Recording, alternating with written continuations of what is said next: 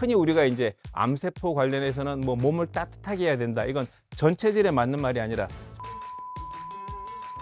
안녕하세요. 안방내과 전문의 배원호입니다. 오늘은 면역과 관련된 또 중요한 정보, 이 영상을 통해서 또 잘 전달해 드리도록 하겠습니다.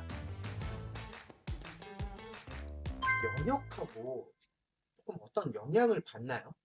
기본적으로 이제 면역 그러면 굉장히 이제 넓은 의미의 면역이 있고요. 그리고 굉장히 이제 국소적인 좁은 의미의 면역이 있는데, 우리가 이제 오늘 주제는 조금 좁은 의미의 면역으로 보자면 대표적인 게 이제 NK 세포라고 할 수가 있는데요. 면역 물질 중에 중요하죠.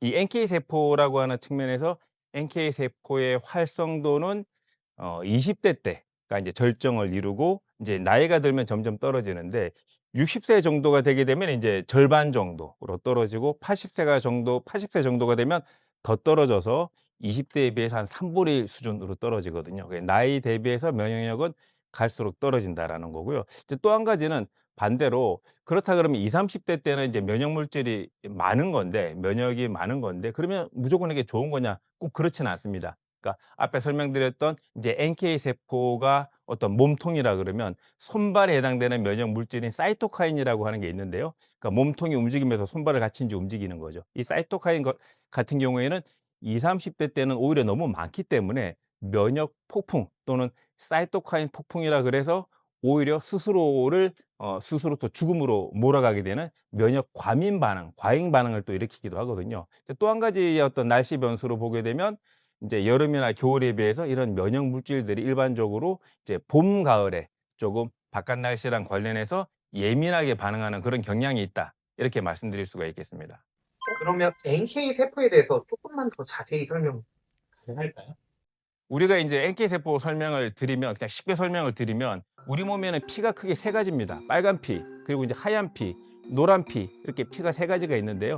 이제 빨간 피는 철분을 비롯한 산소 공급을 하는 거고, 그리고 하얀 피가 면역을 담당하는 겁니다. 그리고 이제 노란 피는 혈장인데, 여기에 이제 알부민 같은 게 이제 들어있는 전달자 역할을 하는 거죠. 그 중에서 면역을 담당하는 게 이제 하얀 피인데, 그걸 한자로 백혈구라고 부르는 겁니다.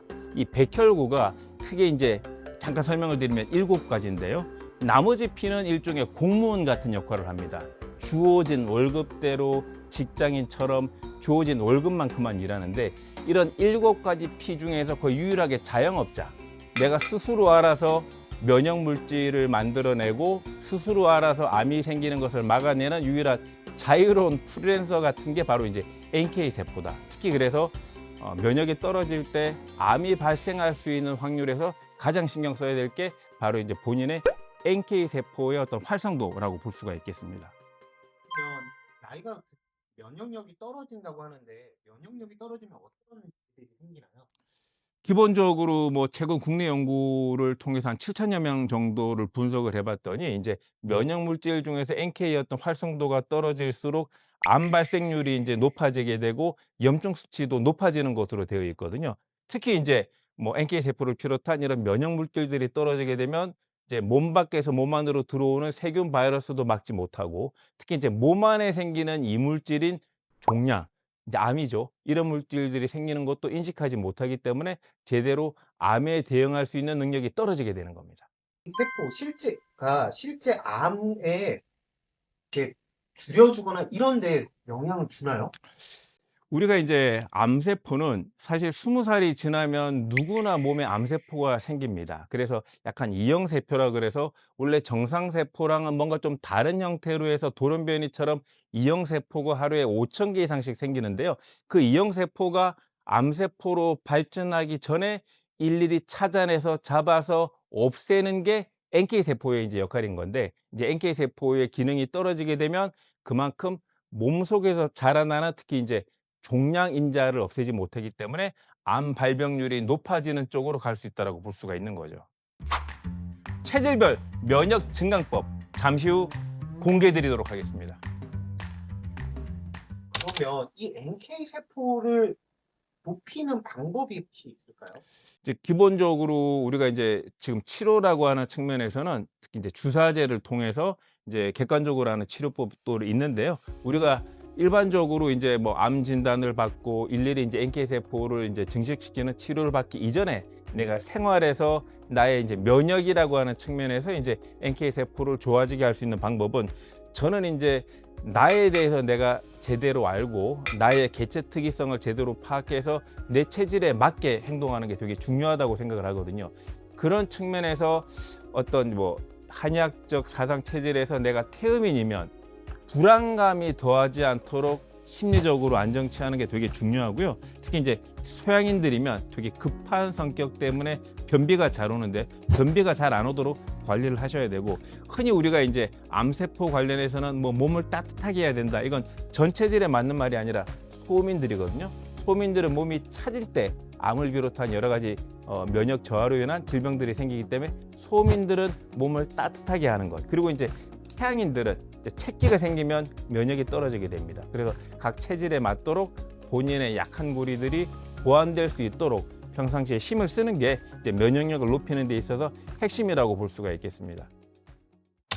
그러면 우리가 한의원에 면역 때문에 찾아오시는 분들이 많으실 텐데 그분들한테 어떤 거를 추천하는지 좀 알려주실 수 있을까요?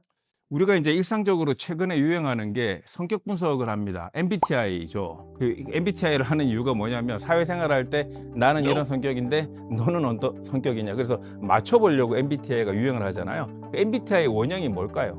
바로 사상 체질입니다. 태어민들의 불안감을 없애줄 수 있는 게 바로 연시거든요. 한자로 이제 연자라고 하는데, 그래서 연자 가지고 치료를 많이 하고요.